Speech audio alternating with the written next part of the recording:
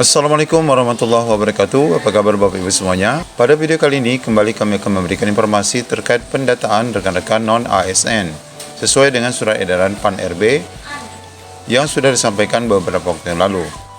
Kita akan cek beberapa daerah yang sudah mulai melakukan pendataan. Untuk itu ikuti video ini sampai selesai.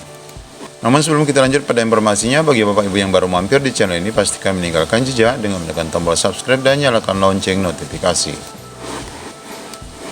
Baik Bapak Ibu, surat edaran PAN RB yang sudah kita bacakan beberapa waktu yang lalu, pertanggal 22 Juli 2022, tentang pendataan non-ASN di lingkungan pemerintah pusat dan daerah, ini sudah langsung direspon oleh beberapa daerah. Data yang sudah diminta berupa format seperti ini Bapak Ibu ya, nanti kita akan lihat secara detail format isian yang dilakukan Pemda, ini sudah mulai didata untuk rekan-rekan non-ASN di setiap daerah. Kita lihat Bapak Ibu, ini adalah BKPP ataupun BKD mulai mendata non-ASN untuk usulan P3K. Ini datang dari pemerintah Kota Semarang. Badan Kepegawaian dan Pendidikan serta Pelatihan BKPP Kota Semarang melakukan pendataan pegawai pemerintah di Kota Semarang. Pendataan ini dilakukan menyusul terbitnya edaran Menpan RB nomor sekian tahun 2022 per tanggal 22 Juli 2022 mengenai pendataan tenaga non-ASN. Ya, ini surat yang sudah kita bacakan kemarin. Kepala BKPP Kota Semarang, Abdul Haris mengatakan, pendataan berkaitan dengan tenaga non-ASN yang memenuhi syarat untuk menjadi P3K. Sekarang ada kebijakan dari pusat bahwa memang ada beberapa kaitannya dengan non-ASN yang dijadikan P3K.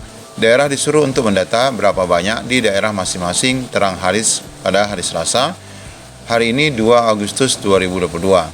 Menurutnya ada 187 kriteria yang harus dipenuhi oleh non-ASN untuk bisa menjadi tenaga P3K. Salah satu diantaranya adalah yakni minimal dengan pendidikan Diploma 3 ataupun S1. Kemudian ada jabatan fungsional baik kesehatan, guru, dan pertanian. Pada tahun lalu pihaknya telah menyelesaikan pengangkatan non-ASN menjadi P3K sebanyak 2.080 guru dan sekitar 560 tenaga kesehatan. Ini untuk Kota Semarang. Adapun usulan selanjutnya untuk P3K di lingkup Dinas Pendidikan, ini Kota Semarang Bapak Ibu, 662 orang. Selain itu, usulan tenaga kesehatan adalah sebanyak 388 orang, ditambah dengan tenaga fungsional lainnya berjumlah 246. Jumlah usulan untuk tenaga fungsional lainnya diperkirakan akan bertambah, mengingat saat ini BKPP masih memilah tenaga-tenaga yang masuk dalam kriteria. Sedangkan informasi dari daerah mana ini Bapak Ibu, dari Mataram, bahwa pendataan pegawai non-ASN itu sebenarnya tidak ada kaitannya dengan pengangkatan P3K. Badan Kepegawaian dan Pengembangan Sumber Daya Manusia Kota Mataram sedang melakukan pendataan terhadap pegawai non-ASN di lingkup Pemkop Mataram. Pendataan ini sebagai bahan laporan ke pemerintah pusat dan tindak lanjut kaitannya dengan pengangkatan P3K. Ini sama Bapak Ibu. Sekretaris Badan Kepegawaian ataupun BKPSDM Kota Mataram, Taufik Priyono, menerangkan pihaknya turun melakukan pendataan terhadap honorer menindaklanjuti surat Menpan RB. Kemudian di sini disebutkan ia mengakui pendataan pegawai non-ASN sempat terjadi simpang siur di tengah pegawai honorer. Namun demikian ia menegaskan bahwa pendataan tersebut tidak ada kaitannya dengan pengangkatan sebagai pegawai pemerintah dengan perjanjian kerja. Pengangkatan P3K oleh pemerintah pusat terbatas sesuai dengan jenis jabatan yang ditetapkan. Nah, jadi Bapak Ibu, pendataan yang dilakukan ini menurut BKPSDM Kota Mataram ini tidak ada kaitan dengan P3K. Namun sebenarnya dalam isi surat PAN RB ini Bapak Ibu, di sini sebenarnya menyebutkan bagian pasal di dalam mana ya? Ini ya.